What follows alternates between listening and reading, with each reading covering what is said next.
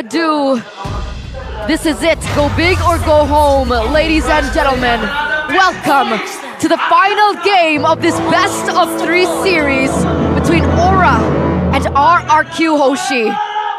Will Aura Fire be able to bring this back, or can RRQ go 2-1 and win this series? It's going to be very close for sure. It's a battle of playstyles now. For Aura, early game to mid. For RRQ, they can actually hold their own in the early game, but it actually is going to be mid to late for the Claude. It's like a good mix of both the early game, strong sustain, strong clear, and having good late game insurance in that marksman like it's supposed to. Well, for now though, it's still going to be boots in the items, but when it comes to the emblems, Yahweh's going for the Brave Smite, so he's trying to be a bit more sustainable. I think he's expecting fully to be the first man into the fray, trying to sustain through it and still be the main team setter for big team fights. So he has a lot on his shoulders, a lot to deliver, man. But with Irad on the Baxia, with the Angela and the Valentina, look how fast that they're rotating. They were able to clear, give a lot of damage onto the opponents, and now they're going to be able to put some pressure here in the bottom lane as Irad will be able to get that away as well. Whew. Okay, it's a bit slow for both teams, but later on, this is where the Novaria won't be happy. Oh, whoa, Yawi. Stunned up there, Yawi very low. Claude's going for the kill. One more shot, and it's Brusco who picks up first blood early on in the bottom lane. This is the gold lane, folks. This is the lane that Aura desperately need to be ahead. But luckily for Aura, that wasn't a kill for Skylar, right? He does have an assist to his name, but at least it wasn't given to Skylar. Right, Skylar on the snowballing is definitely a big plus, but Brusco getting gold, it means anyone that gets a hard guard is going to be that much tankier. But hey, Aura instantly respawn. Shield Unity cancelled out, he walks up, Gugun. Detonus welcome, munching on Irad now, spinning him out onto the wall, pinning him down, and that should be, yes, a kill to Gugun. Last Insanity to the back. Octa actually already stole the final slash, now going back. Final slash from Yawi also to bring Octa back right into the Astral Sphere as Yawi jumps in with a vengeance again. To force out another vengeance. That's a little bit of a tongue twister. Vengeance from Arlet, and there's also a vengeance from Don. All the vengeances, that is not how RRQ wanted that to play out. Aura did such a great job pressuring RRQ with time to go and rush into the turtle without preparation. Astral Sphere steals away the gold buff as well, I believe. Man, Brusco is going full utility here. Inspire for the lack of cooldown, and the Bargain Hunter, he's just trying to get to those items as much as possible and facilitate the early game rush. I was about to say earlier, before I got interrupted by the action, that even though they have a Novaria that can slow, they can scout, if they're coming at you at 100 miles per hour, they're still going to catch you. So that is the benefit that this RRQ lineup has against this Novaria pick. We have to see if that is enough to really take it out of the equation though. They're definitely banking on the pure damage coming in from Yehezkiel with the Rupture as well as the Weapon Master. And they're also banking on his positioning. Just they're hoping that Yehezkiel can stay alive long enough in these team fights to dish out the damage like he did in game number 1. But against somebody like the Baxia, who's able to dive in, like Octa as well, it might be a little bit difficult. We'll see how this goes. You have to check out as well the fact that Kabuki has the Wilderness Blessing. He was planning on being very active, moving around, but RRQ grouping together in the river near his lane, that alone is not allowing him to try and make any moves that are too fancy. He's just trying to play it safe and ensure that he doesn't fall too far behind, because we've seen what happens to Aura when Kabuki, the tip of the spear, doesn't really get to sharpen his tools. So now the tools for Gugun is set, right? He's already level 7, meanwhile Irad's still at level 6. He has a little bit of an advantage here, but Gugun's gonna go in. Actually, no. Holy damage. Don's melting. Gugun. Vengeance popped by Don. He's still gonna be running. Gugun down 1 HP in the back. Still able to survive. Octa with a flicker. Basic attack 2 times. Finds it. Yawi gets out, but Octa finds the kill. Now it's a run. Caught. Flickers out the safety. That should be RRQ with a free turtle. Brusco walking up. Kabuki's still there now with a basic attack on the Brusco, but Octa doing the damage. Oh, forcing a flicker. 1 basic attack to take him down, but they've done enough damage for Skylar now to pick up the full turret gold and a free turtle. The gold leads back to RRQ. Beautiful, beautiful control, and they're going to be able to get a turret as well down in the bottom side in the hands of Skylar, just munching on down those turrets. And you can even already feel how wealthy he has been getting in the past few minutes of the game. He was able to get no kills actually in that whole situation, but he was able to get almost the full turret gold and the turret itself. So I think he's doing very well for himself. And here's a fun fact. In NPL ID Season 12, Skylar's claude has been banned a total of 31 times, even from week 2 to 5. Claude from Skylar is consistently banned in every match and game because it's just that respected by the opponents, anyone going up against RRQ. So Aura is literally playing with fire. Even on the international scene, it's respected. I think I remember back in MSC, was it MSC? Yeah, it was MSC, the Claude and the Beatrix, if you remember. Yep. MSC was actually always taken by Herman. The Beatrix. Ew. Talking about Beatrix. That reminds me of Kabuki. Yeah. Right. But it's no longer meta. The Wesker Kabuki was pretty scary, man. You walk in a bush, and you get gunned down by the Wesker. So now, with Skylar on, obviously, as everyone knows, his comfort hero, you can already see the stark difference in gold as well. I think he's had 1k gold already. More or less. Kabuki. More or less about a 1k gold difference, but Brusco also, with all the assists he's picking up, is snowballing significantly. If he gets the fleeting time, by the way, that means that that hard guard that can be used so effectively, like we saw earlier, onto Dawn or onto Irad, it's going to be spammable for RRQ to just go to town and get fights even before the neutral objectives have been up to get more momentum. And that's not great, because Aura Fire doesn't have enough consistent damage, in my opinion, right? I think he has skills a little more burst. We have Kabuki that's a little bit more burst as well. There's not that consistent damage that we can get from, let's say, a carry, but look at this. Oh, he ran! The drive-by with a shield unity! Deathwood is welcome, but Dawn just pops into Vengeance, able to survive, and now the last Insanity is popped. Aura are trying desperately to look for a trade because it's so bad for them. A Torapon memory to get a trade, but it's only onto the utility jungler. Tier 1 up top, Skylar got it, orange buff. Skylar's about to get it, and the turtle, it was a drive-by by Irad. They see him rolling, they hate him, and Skylar has been farming hard. I want to see the goal difference now, because that one sequence alone, he's been power farming with 2 turrets under his belt. Aura, for sure, is trying to make something happen, but they're leaving a lot of pressure away from Skylar, which is usually the approach that a lot of teams need to shut down RRQ. Now it's a definitive 1k gold lead for Skylar in the gold lane, and he's still building towards a golden staff. Not there just yet, but he is rapidly making progress. So Echo, Skylar and Octa, no initiation. This is brutal. Wait, okay, we were talking about a time frame that Aura Fire is on. Has that time frame gone out the window 8 minutes in? Or is there still hope for Aura Fire?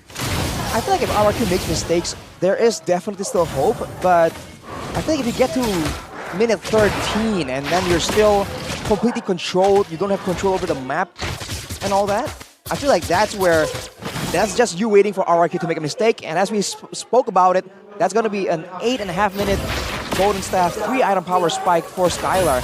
Now he's going to do the big damage, and he might just start following his team around for the big fights, and Aura has no way of stopping a full speed RRQ engage. So what do they do? They have to try and sit down and Wow. Is it that bleak? Sounds so bleak. I mean, There's gotta be a different way, right? they're gonna get outscaled here. The Novaria, I guess right now they have to bank on Novaria. If it gets to mid game is still okay. Like for Aura, it's still honestly okay. Oh! Just as we say, Skylar, that blazing duets with the Heart Guard. Say goodbye to the tier 2. But Aura are committing to the Lord. They know that there's no Skylar, no Brusco. This might actually be a good one, but they're taking it so slow. Dawn is walking up. Kabuki with a smooch. Dawn getting Chung low, has the Vengeance, and it is going to be Gugud who secures it. They need to run away now. They find a kill on the Dawn. There you go. That's the commitment. RRQ are not able to find any more trades when it comes to kills, but they might be able to take this turret down. Aura stops it from happening. They defend it. They knew that Skylar also already used that Blazing Duet, so it wasn't a key that they could have used against Aura Fire in that team fight. But here it is, Skylar, look at the damage. Raga armor, more like no armor. Raga cardboard. What was God. that? And look at this, look at the Lord. It's gonna barely touch the tier 1. Plays into it, Skylar! Oh my god, what a burst down! From Skylar on this Claude. Octa with a Terrify and the final slash, Yaoi. Caught all alone, the shield unity locks him down and Skylar just takes him out. Again, Aran walks up, Gogun going to be next on the chopping block. Skylar with a BMI, Kabuki with a few shots, Don very low right now, but he jumps in again onto Kabuki with a yo-yo. It's a good trade and Skylar's the one with the double kill. No way, is this endable? It might be, Yeheskill's the only one up right now and RQ can constantly just dive. Rush tanking. Turret passive still there, they can actually clear it out now. Astral Echo used up once here. Holy moly, a base turret in the 10th minute. Not for a Brody, for its opponent, for the Claude. In the drafts, we were like, all right, the Angela Baxia combination. But as soon as Skylar got that power spike, it's a Claude Angela combination that should have been a lot more feared now that we're entering this mid-game. And the damage was definitely there. It was a ticking time bomb as to when he used that Blazing Duet in the top side and when he was able to pull that trigger in the mid to completely turn things around for RRQ. I mean, them getting the turtle, it was just a big plus. They were sacrificing so much early game prio, so much objective control just to get Skylar all the gold, all the resources. He is level 14. My guy, he is the highest level in the game right now and he's rapidly approaching level 15. This is where RRQ though is at their strongest, right? When Skylar has reached his peak before everyone else. Once he goes there, it's a dead end. He's at the tip of its potential. So in a way, Aura can wait it out, but RRQ are not letting that happen. I mean, real-time victory rate, 64%. Man, hit it one more time. No. Come on. The minion. Look. Yeah, the minion's gonna hit. Look at this. It's okay, Look at this. it's okay. Boom! Oh no, we didn't get to see the small minion hit it. Oh. That is so unjust. I'm sorry. That is also a almost a 2,500 gold lead for Skylar. He has a Windtalker 2 right now. Even without the Blazing Duet, he is shredding anyone down. And to make things worse, like we mentioned, there's no one on the side of Aura with any meaningful crowd control or burst damage that can threaten him away. And the Melfic Roar, the cherry on top. What? Wind of Nature, what? Level 15 as well. This is the icing on the cake, man. Aura knows this.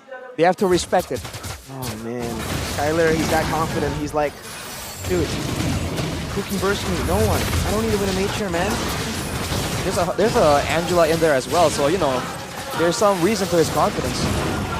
Free Lord, and they even give it to Skylar, padding those stats. That was so fast. You blink and you miss it.